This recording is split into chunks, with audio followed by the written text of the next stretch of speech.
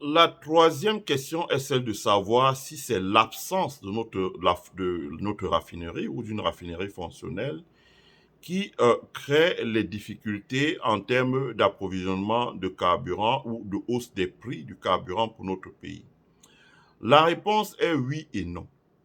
Comme je l'ai dit au début, à l'entame, la raison pour laquelle on augmente les prix du carburant dans notre pays, c'est de prélever, c'est un prélèvement assis sur les produits de grande consommation pour combler le déficit budgétaire de notre pays. Ça veut dire que le déficit budgétaire réel au Cameroun est à près de 40%. Ça veut dire que les dépenses sont près de 40% plus élevées que les dépenses propres. Et pendant longtemps, le gouvernement camerounais avait recours à l'endettement pour pouvoir régler la question du déficit budgétaire, l'écart entre les dépenses et les recettes. Et le gouvernement camerounais étant en difficulté pour les prêts, avec la dégradation de sa notation par les agents de notation, avec le fait qu'il ne paye pas ses créanciers, donc qui traînent les pieds pour lui emprunter l'argent, le gouvernement n'a pas d'autre choix aujourd'hui pour combler le déficit budgétaire que de procéder à un prélèvement sur les entreprises et les ménages. Et en la matière, quand vous voulez prélever sur les entreprises et les ménages, vous ciblez un panier de biens courants, donc un panier de biens courants. En l'occurrence, les Camerounais sont les grands consommateurs de bière. On augmente les impôts sur la bière. Les Camerounais sont également utilisent le carburant, donc qui est un coût de facteur, qui est un facteur de production. Donc, l'État prélève des impôts sur cela afin de combler le déficit budgétaire. Voilà. Donc, ce n'est pas, ça n'a rien à voir avec la Sonara. Même si la Sonara existait, on aurait toujours augmenté ses impôts et taxes. Parce que l'objectif, c'est le déficit budgétaire. Les caisses sont vides, comme on dit. Et donc, il faut trouver un moyen de combler parce que sinon, on risque d'arriver à un moment où on ne pourra même pas payer les fonctionnaires. Et ça va déclencher d'autres problèmes. Voilà.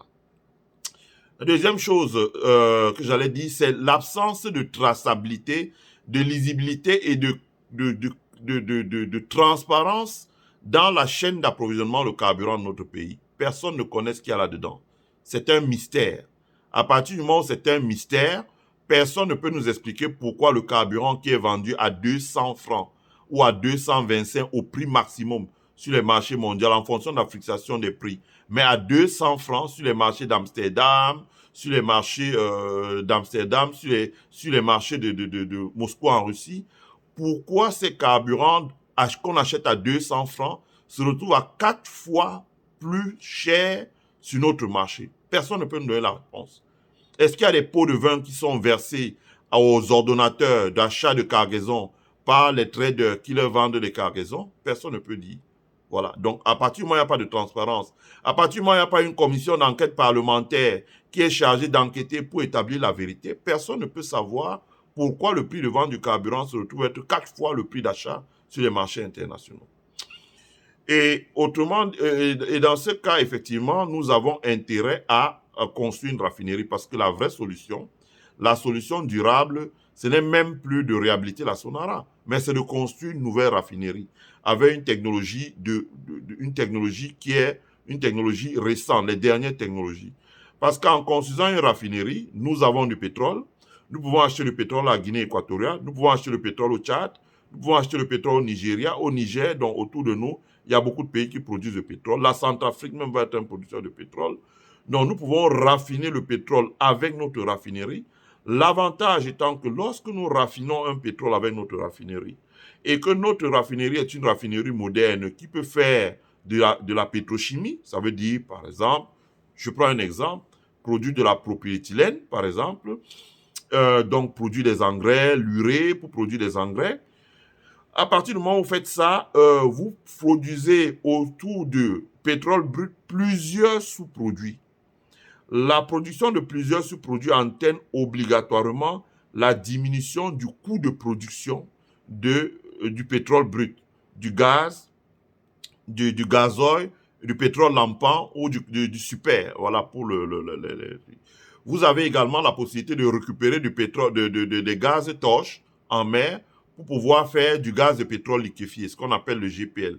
Ça vous donne plusieurs options, ça vous donne plusieurs options. Ça vous permet d'avoir des véhicules qui fonctionnent au GPL par exemple les véhicules de transport interurbain, hein, qui sont de grands consommateurs, ça vous donne, ça diminue la valeur ou le coût unitaire de production d'un bien qui est par exemple le super. Et à partir de ce moment, vous pouvez modérer ou moduler les taxes pour passer par exemple de 800 francs avec un coût de production.